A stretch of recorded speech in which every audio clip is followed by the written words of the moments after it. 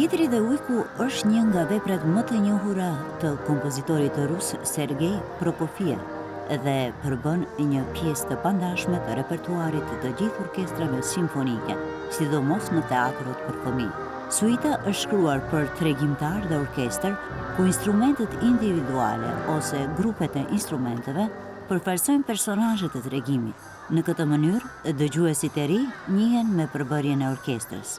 Për shembull, në Pjetri dhe ujku, flauti është zog, oboa është rost, klarineti është mace, fagoti është gjyshi, instrumentet harkore janë pjetri e të tjerë.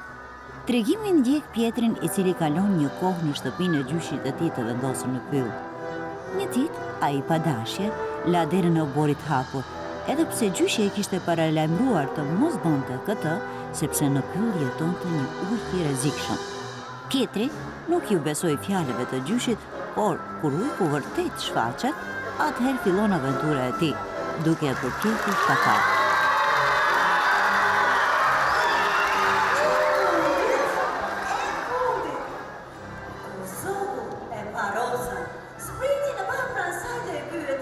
Çfarë